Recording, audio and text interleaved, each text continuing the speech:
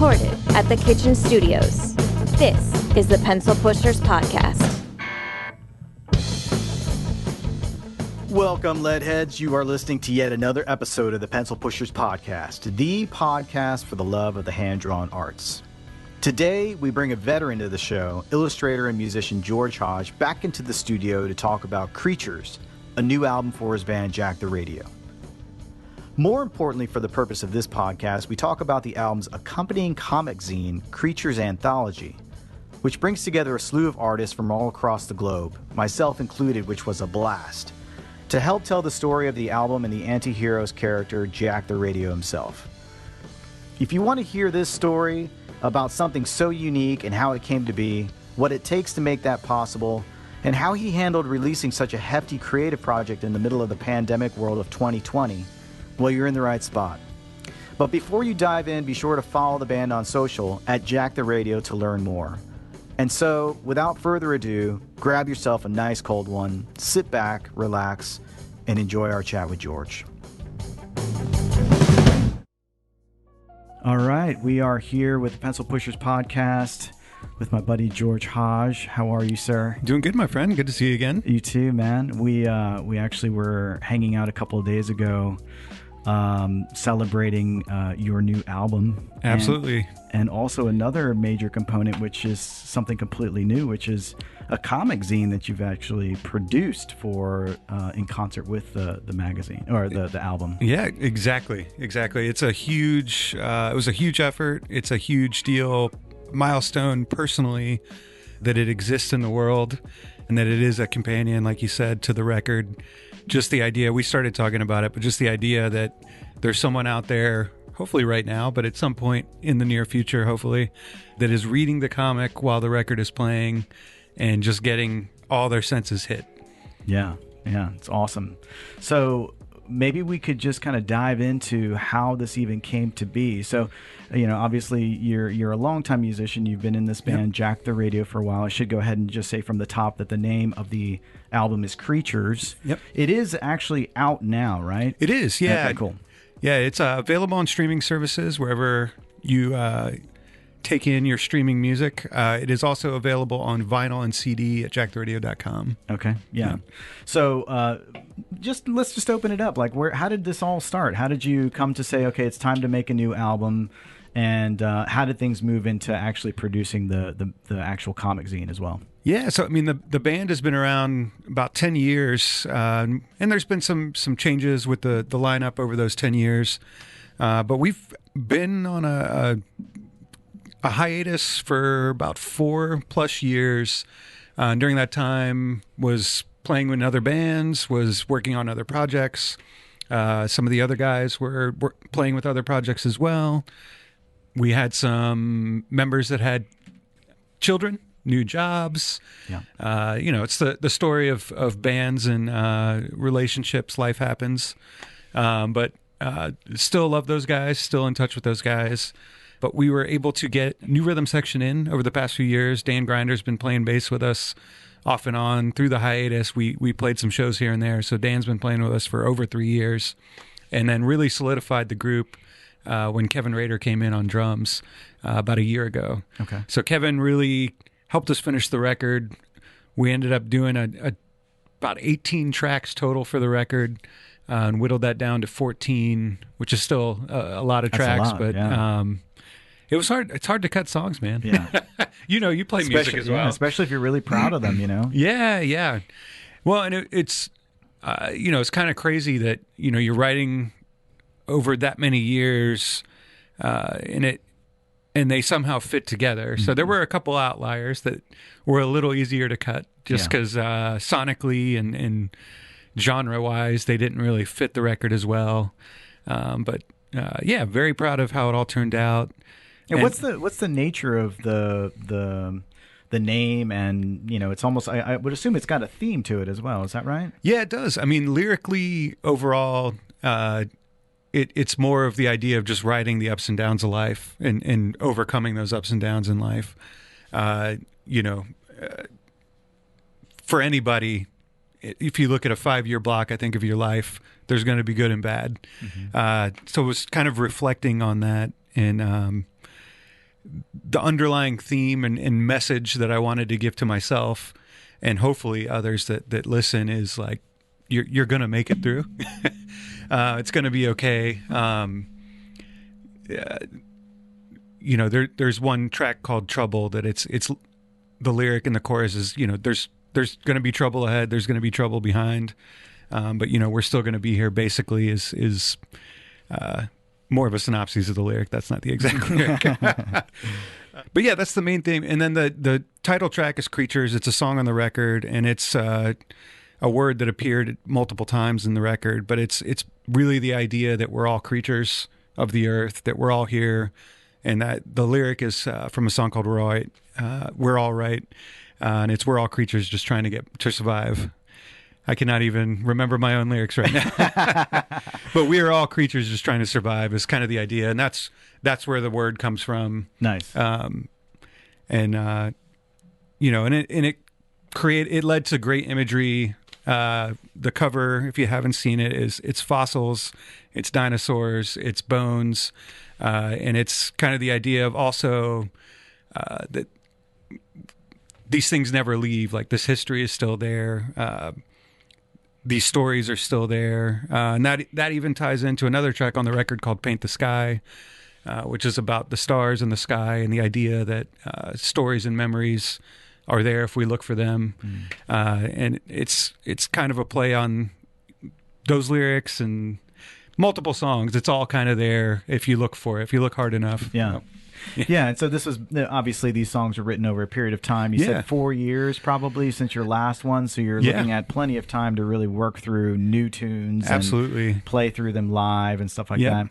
And did you get to the point, what was the entry point of you saying, maybe we could do something a little bit different here when we get back in the studio and produce something beyond what music can bring? Yeah, and as far as the comic, I'm assuming. Yeah. Well, that really happened. We had finished a track called "Don't Count Me Out." It's the second track on the record, and the title track "Creatures." And lyrically, I was looking at those lyrics, and more so than past records, those two songs really told a visual story and had kind of not paranormal, kind of like sci-fi. Themes in there that I was like, man, these would just be really cool illustrated stories, sequential comics. And having done art and having gone to conventions and tabled at conventions, and we've gone to conventions together, have met artists over the years, and it was like, for a second I thought about drawing it, then I'm like, I don't know what the hell I'm doing. I remember back when we went to go to one of the Comic Cons, it was the one in Maryland. SPX. And I think on our drive back, we were like, we should try to do a challenge where we do one page. It's just one, and that was it. And we never got anywhere with that. Yep. I think it started as 1 page a month, and then it was like one page, right? And we didn't even do one page. So life happens. Yeah. Plus, it's challenging. It is challenging. But, in my head, I'm like, I know I've met people that can do this better than me. Yeah. And I have access to those people through email and some of them phone numbers. And it's like, why not give it a shot? So reached out, Matt Allison, a friend of ours that I know you've talked with several times. I was like, let me see if this song Creatures, I mean, one of my favorite things Matt does is drawing creatures and sci-fi almost with a horror element. And I'm like, he would do such cool work on this. Yeah. By the way, for the listeners that don't know, George is also not just a fan, but he is a purchasing fan. He's bought many of his pieces of art. So he's always on your speed dial, I think, when it comes to getting new pieces of work. I wear many hats when it comes to Matt. Patron is one of them. Right. I am a huge fan of Matt, as I am of every artist that's in this book. But, I reached out to Matt. And I'm like, thinking about putting together this comic zine thing, and I didn't know what it was going to be exactly at that point. Mm-hmm. And was asking him, like, would you be open to drawing a couple pages for this book, the zine magazine comic thing. And he was like, yeah, it sounds pretty cool. And so at that point, I reached out to another artist, Brandon Graham, who's done some of my favorite books like Prophet and King City, and asked him about Don't Count Me Out. And he's like, yeah, sounds cool. Let's talk. And then started talking to those guys and was like, okay, I need something to give them. I can't just give them nothing and expect something. Is this where things start to get a little nervous for you? Yeah. Right. Oh, yeah. Well, and you get the who am I complex a little bit.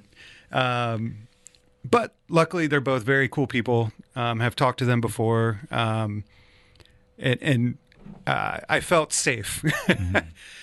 So I, put together some rough scripts. Had a comic writer friend of mine that had sent me some of his scripts years before, or year and a half before. And we had worked together on a project creating a song for a book that he was creating, which was awesome. The book was Middle West, great writer, artist, Scotty Young.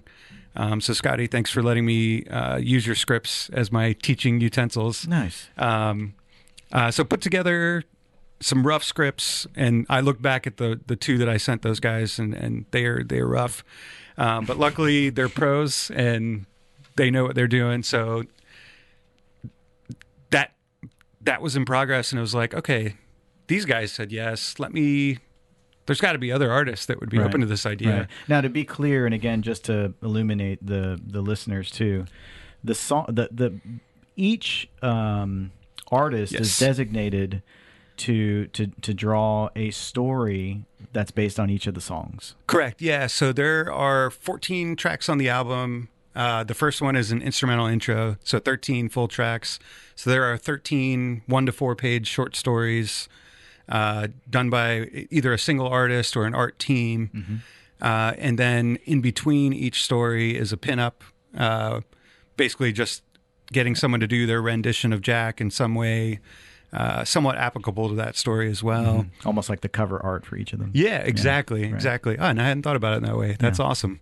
And then some other behind the scenes stuff and things like that in the book. Yeah, I'm glad we prefaced that. So the script is obviously more of it's an extrapolation of two songs, right? Those two people that you reached out to, right? Yep. But for the most part, what I had noticed in the comic book was it's largely the lyrics mixed with a little bit of dialogue that sort of like comes out of the song. Right? Yes. Yeah. Yep. Okay, cool. So you connect with them on those two songs. Yep. And then it just continues to sort of like, okay, well, I think maybe I can continue to do this for the other songs, or and at that point, and did you already have all the songs pretty much? Did you know what songs were going to be on the album so that you could tie that into the magazine? We did not. Okay, yeah, because it feels like you would need to save money and time and people's efforts. 100%. So at that point, we had about 15 tracks done, and the last 3 were being finished in the studio. And we had an idea of like 3 of them that we knew weren't going to go on the record. So it was just a matter of the last couple figuring those out. At that point, I still didn't know if I'd be able to get an artist or art team for each track. It was more like, well, I have 2 lined up. Maybe I can do 2 more. Why not try? So I did a couple more and got artists that I love that said yes. And I was like, well, let's keep this going. And, over a couple months, got artists lined up and fully expected it not to have to finish, not to come through, people not to come through for various things. And then, mind you, the first 2 artists, we started working, I think Matt started working at the end of last year. Brandon was the beginning of this year. But people were coming on in March this year when COVID had just started hitting. Oh, wow. And then... Oh, that's right. You and I talked around that time, I think. Yeah. I think we talked like end of February, very beginning of March. And then it was like, you said yes. And then COVID hit. And I was like, well, there's no way people are going to be able to finish this. Like, they've got things to figure out. They've got work and things they got to figure out. But was very, very pleasantly surprised that, people very much wanted to continue working. And I think in some cases, people needed to continue working. Just to kind of keep their... Yeah, I think for a sense of normalcy and financially, sanity, all that stuff. And it was a very weird time, and I'm not an expert, but it's been a very strange time in comics these past few months. As someone, on the periphery to an extent, I think, at the end of March, this book went into solicitation. So there's explain what that is. Yeah, monopoly. The opposite. There's a monopoly distributor for comics, or there was. Everything's evolved. But yeah, in the comics world, there's basically one distributor historically, is Diamond Distribution. And Diamond basically puts out like a phone book catalog every month of solicitations. And it's basically, here's the books coming out in the next couple months. It goes out to every comic shop around the world. Shops can flip through that. Specific to comic shops, right? Not usually. Consumers usually don't get that. So you can actually buy them at your comic shop. Okay. I've bought them from time to time just because they're fun to flip through. You can't order from there, though? Or can you? I don't know. I don't believe that you or I could just call Diamond, but the way that it generally works is we can go to a local comic shop or our normal shop that we go to and ask them to order books on our behalf. Got it. But so for the Jack the Radio book, Creatures was in the March catalog, which came out like the second week in March. And then the third or fourth week in March is when Shelter in Place kicked in.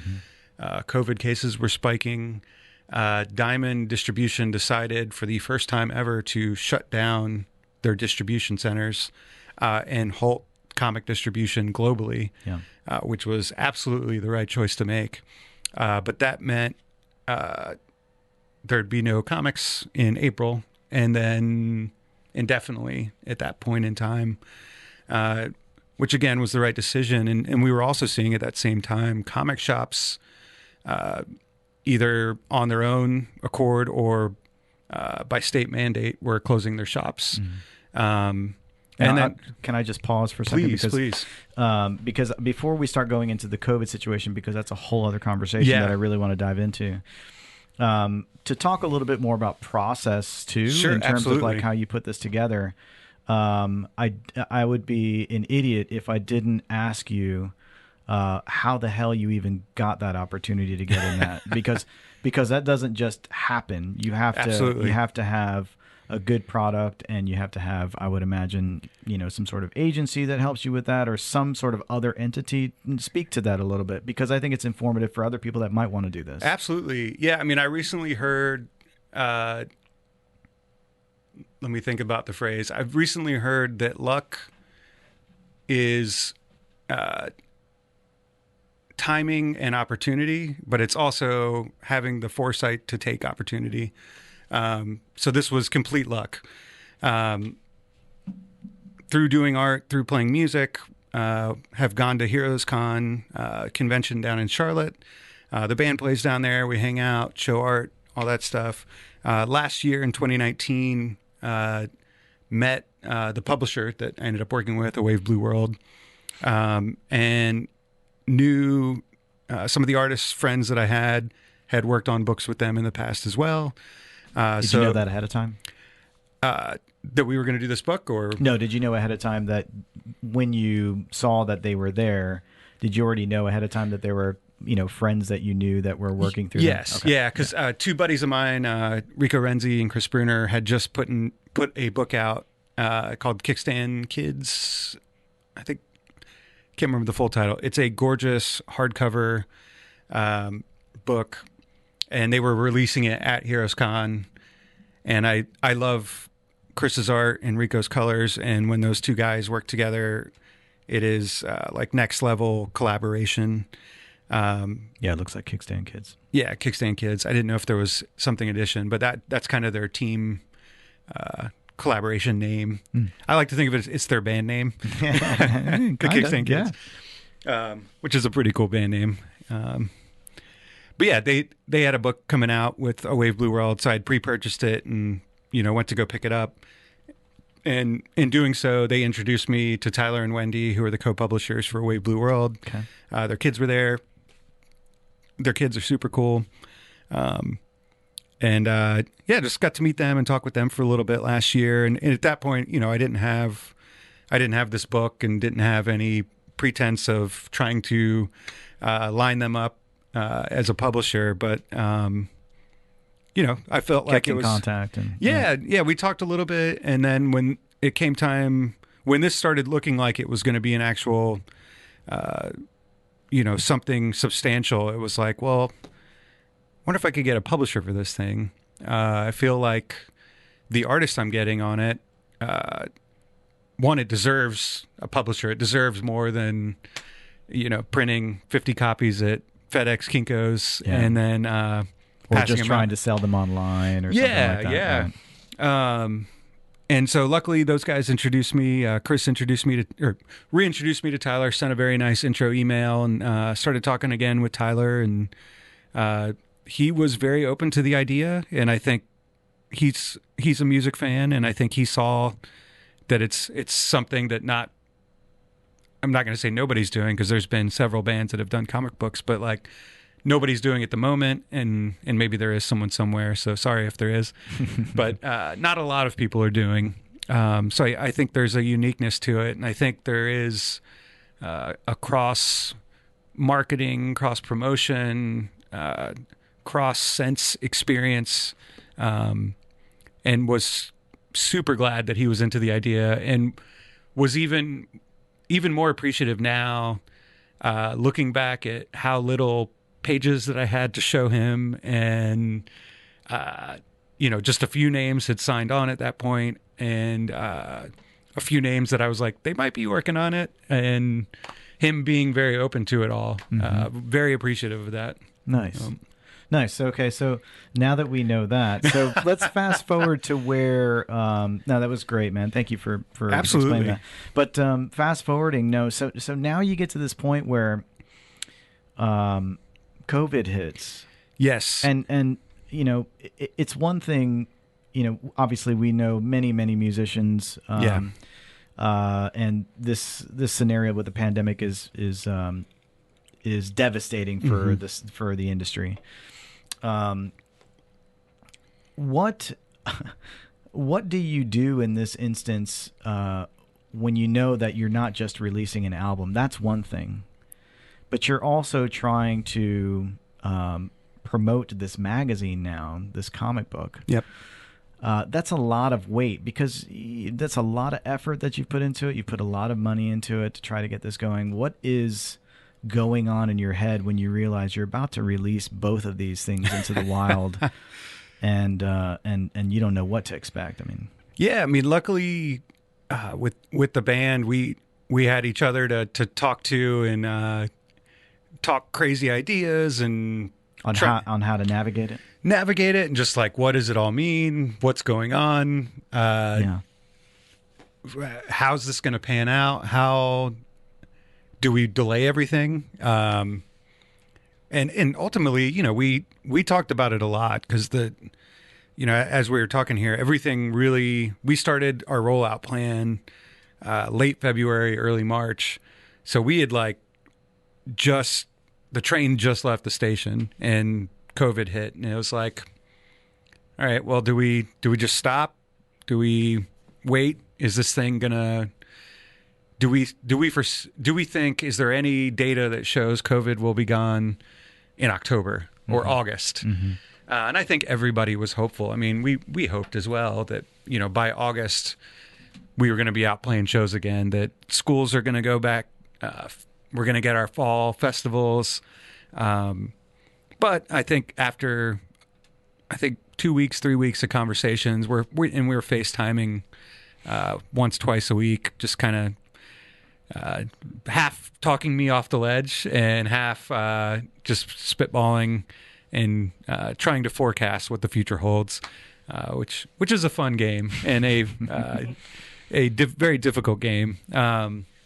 But ultimately, we decided, like, this isn't going anywhere.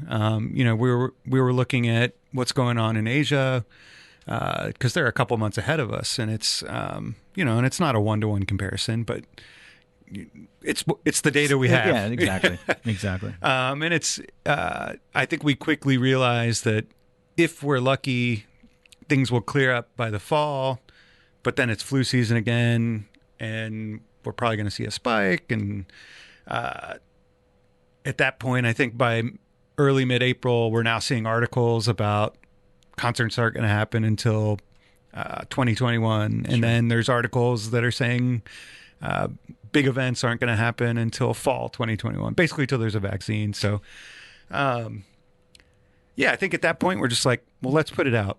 I think ourselves included, we looked forward to new music, new comics. I think it was a weirdly awakening month in April when a lot of bands pushed their records out and new comics weren't coming out in shops. And in the grand scheme, it's not a big deal at all. But it kind of, when you don't have something, you're like, oh, I miss it. Like, yeah, I probably wasn't going to go buy that record this week, but now that it's not out, I kind of want to buy it right now. Mm-hmm.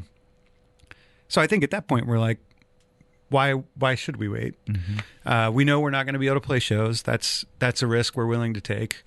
And we know now, we had dates in April, May, June, July, September, and we had a festival in October as well that they've all either canceled or postponed, and a couple are kind of continuously pushing out, which I think is meaning it's not going to happen until 2021. But we wanted to get it out there. We my hope, at least the band's hope, is like it brings people a little bit of joy, a break from what's going on that week, especially now that they're putting albums out on Fridays, which they have been for a while, but used to be Tuesday. Right.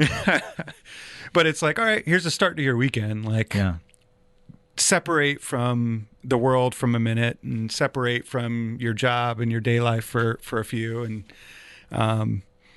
And hopefully it's a double reason to blind everything else out, that you can just kind of sit down for a little bit and put your head in the comic and listen to the music. Yeah. It's interesting too, because when you think about really trying times in human history, there's nothing like art to bring people back to themselves, back to a sense of humanity and stuff that. So I think it's great that you guys went ahead and did that, because it does help out with that scenario. But I think also the sense of normalcy, since so much is topsy-turvy. Yes. So many things have stopped. So many things have stalled. There's so many things you can't do. Yep. I think saying yes to the moment, just saying, you know what, we're going to release these 2 pieces of art. Yep. Is helpful to people, Oh yeah. Yeah. And I mean, and it's been a doubly difficult time, with our like social awakening worldwide, but immediately in the country, I feel like immediately in the South, seeing a lot, because we live here in the bubble we live in, seeing a lot of news for North Carolina and Virginia. And I mean, we were seeing it back in April with people marching downtown, open carrying guns. Yeah. And seeing the converse of it, of people peacefully protesting. And it's heavy, man. It's a lot to think about. And it's, some of it's things I think we all are, well, I feel comfortable saying have been very aware of, but you're not thinking about day to day.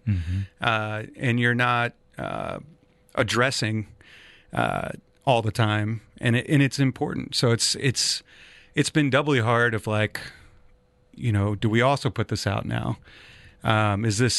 We don't want to take away from that message, and hopefully people consuming and enjoying it don't feel that it's taking away. It's in addition to your day experience is the goal. Yeah. And I don't think it's unusual to to say that we can, pat our heads and rub our tummies at the same time. We can have multiple things that Yes. we can pay attention to and are equally as important for different reasons. Yep. I do think art and music are incredibly important for Yes. us to stay motivated and inspired. And certainly I think that's one of the main reasons why this is really important that you guys did this. And I'll add, man, I feel like I'm going down all these rabbit holes, but No, it's all good. For me, this, like, especially the comic, in addition to just like the amazing art that these creators put together, it's also 30 illustrators and colorists from 8 different countries. It's 14 different states in the U.S., 4 continents. It was cathartic for me, obviously, for just the experience of collaborating and the art that was created and seeing this character come to life in all these different people's eyes and hands. And but what I didn't expect and what really hit me through this whole process is like it was chaos for a couple months because I'm working with and coordinating and following up with all these people and several people at the same time, and to a small degree art directing and getting references and things like that. And side note, you are a project manager. Yes.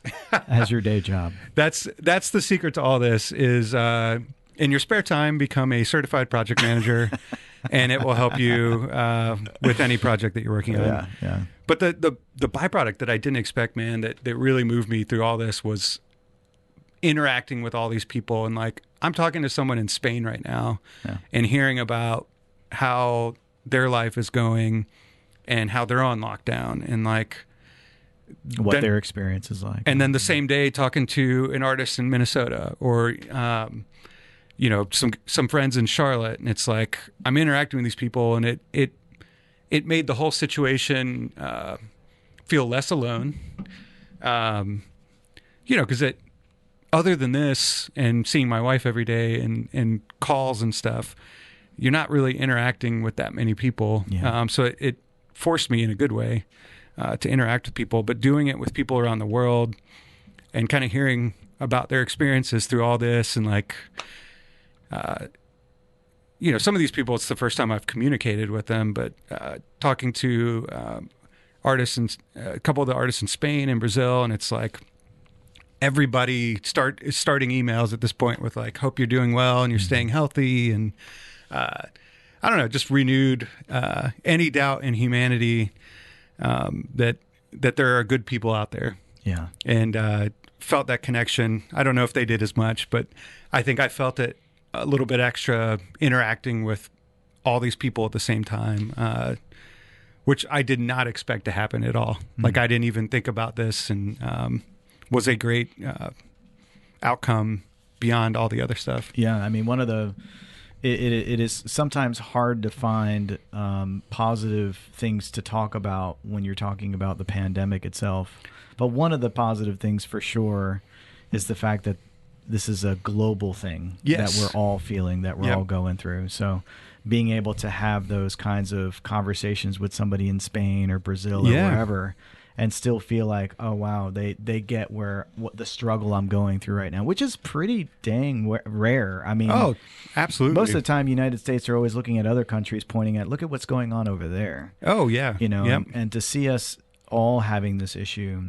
Well, and vice versa. Me comprehending that they're going through things that like some of the lockdowns overseas. It's like, oh, they're not supposed to leave the house. Like. Yeah, I'm able to go for a run or something, but like they're not even supposed to leave. And there was one artist that ended up not being able to work on the book that was running a studio in Brazil and was in charge of this art studio space, and didn't hear from a couple days, and then like a week later, he's like, "Oh man, sorry, I got really sick. I thought I had COVID."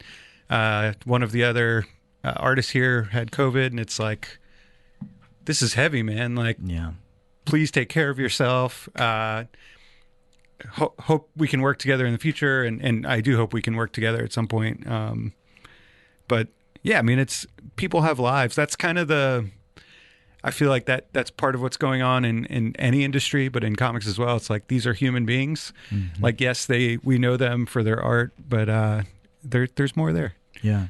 Yeah. So what are you going to do now? Like, so this is released. I mean, what in the middle of COVID, what do you do? Like, what's your plan now? Man. Yeah, so that's a great question. So we released the record. We don't know the answer yet. Just a couple days ago. I mean, we really don't. It's, I think since the past decade, 2 decades, the music industry itself has been just constantly crazy fast evolution. Yeah. That I think you have to, some of the best artists, they adapt and they figure out that what's next before others. And that's one way to really get ahead. But I don't think we're not going to figure it out. We might get lucky, but we're not going to figure it out. But yeah, no, I think we're right now we're seeing what other bands are doing, and you're seeing a lot of consumption virtually, which is cool to see. And we're, certainly been the trend for quite a while anyway. Yeah. And I mean, personally, and the guys in the band too, like we're buying vinyl from local shops online and from bands online. And it's a good time to listen to records. Yeah.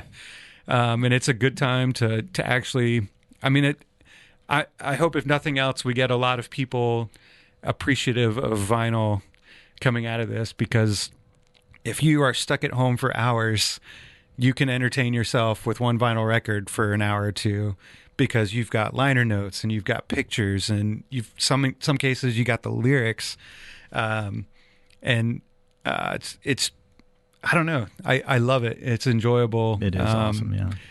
So we're pushing the vinyl. We're planning to do. We just started. So you have vinyl. You've got CDs, and you're doing it also streaming. Yeah, streaming. Yep. Right. Yeah. Yep. Which streaming's fine too. Yeah. It's very convenient. I get it. As a musician, it's not. For those that don't know, it's not the best way to consume music for your favorite bands. But I absolutely get it. I understand it. I understand the convenience. But actually purchasing the music from the band is always the best way to support them.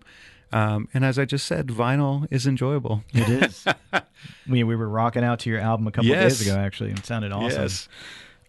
So the comic book itself, I know you were speaking a little bit earlier about how you've got the distribution situation there. And that's changed dramatically. Obviously, you got a lot of comic shops that are closing indefinitely, maybe even shutting down their doors completely. How do you manage that situation when you had an expectation of it going out into a number of different spots that are probably, I would assume, maybe you've lost maybe 40% of where you would normally? I mean, I've done some art books, but this is the first comic anthology book that I've put out. So that's the good and bad. I had no real bar. Yeah. I had some expectations in my head of numbers that I was hoping to hit. And, that was in a pre-COVID world, I think. And also being able to do conventions, and had plans to do some more conventions this year, which was very excited about, because I love going to comic conventions. Yeah. But yeah, no, I mean, it was definitely a challenge, and it's, in the grand scheme, it is bummed as I was. I'm more bummed for any shop that had to close their doors or any shop that had to furlough people. They've got their own set of challenges, man. Yeah, absolutely. And I'm happy to see that the local shop, Ultimate, that I go to, and Heroes that I went to growing up, that runs Heroes Con, that I love going to and love the people there, are both still open. And a lot of shops that I've gone to are luckily still open. They're also talking about, like, what are bands doing? It's like they have to pivot too. Mm-hmm. That they're doing curbside pickup, like a lot of restaurants are doing. Are they? But for comic books. Okay. It's pretty cool. It's, they got a menu of sorts. Yeah. And you put in your order, and you can go pick it up. So I mean, it's great to see people adapt and kind of figure out how to maneuver those things, because I don't have the answer. So is it kind of I guess all that to be said, is it sort of a moving target in terms of how you're really trying to get the word out there? Yeah, I mean, we're going traditional routes. So to answer your previous question, sorry, there were a lot of shops that we basically went to solicits at a very difficult time because it was right when the distributor shut down and a lot of shops were shutting down. And I think shops were trying to figure out, and are still trying to figure out to an extent, how they're going to stay open, if they're going to stay open. And the shops that were ordering books, I would venture to guess that they're ordering staples like the Captain Americas and Batmans and Spider-Mans, and maybe limiting their extracurricular sci-fi guitar skeleton comic books. Right.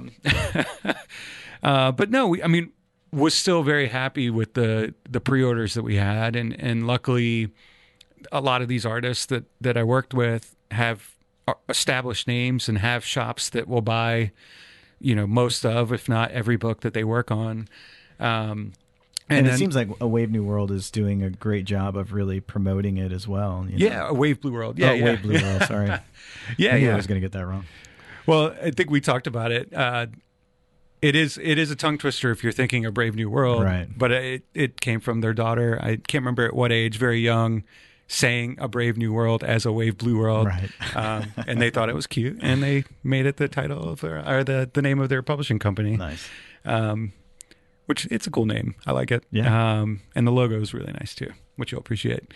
But yeah, no, we're, as far as the promotion, we're going down kind of your normal avenues. You're trying to get reviews. We're trying to hit any news outlet, podcasts, YouTube channels now are doing reviews. I think my favorite one, as far as pivoting, and this has been going on for a while with comic shops, is a lot of these comic shops, New Comic Book Day is every Wednesday, for those that don't know. So Tuesday night, comic shops get the books in, they prep them. So first thing Wednesday morning, they're there for their customers. So on Tuesday nights, you'll see a lot of shops either live from YouTube or Facebook, or they'll actually do a production. We'll talk about each book and say, here's what we got at the shop tomorrow for you. But there was a shop called Green Machine Comics, I think in Indiana, I could be wrong, where the guy was nice enough to mention the book, had no idea, I think, what he was holding, and just read, and he inadvertently gave us one of the best quotes on the book. He described the comic as if the Grateful Dead were injected into your eyes. Oh my gosh. And I'm pretty sure it was on the fly. It didn't look like he had was recalling that. It was like he was thinking of it on the fly. I'm like, that's beautiful. That's pretty much all you need right there. I was like, we're using that, buddy. So thank you, Green Machine Comics. Well, awesome, man. Well, listen, we should probably close this up here, but the album is called, the band is called Jack the Radio, and the album is called Creatures. And how are you describing the name of the magazine itself, too? It says here Creatures Anthology. Yeah, we're generally, an anthology is a collection of short stories, so that seemed to be the most applicable title. And an album, in a way, is a collection of short stories. Absolutely. So we went with anthology. Nice. Dude, appreciate you guys letting me ramble and talking to me about this stuff. Man, this is fantastic. So tell everybody, just remind everybody the best spots to pick out both of these things. Yeah, so the comic is available through local comic book stores if you got one. If you don't have one, they are available online at jacktheradio.com. We've got the comic, the vinyl, the CD, and some other goodies up there for you to order. Awesome. George, thank you so much, buddy. Yeah, man. All right, take care. There's a tree in a meadow on the top that hill. One goes up while the other fell. He's gonna rise, he says, let me rise higher than the trees on this mountainside.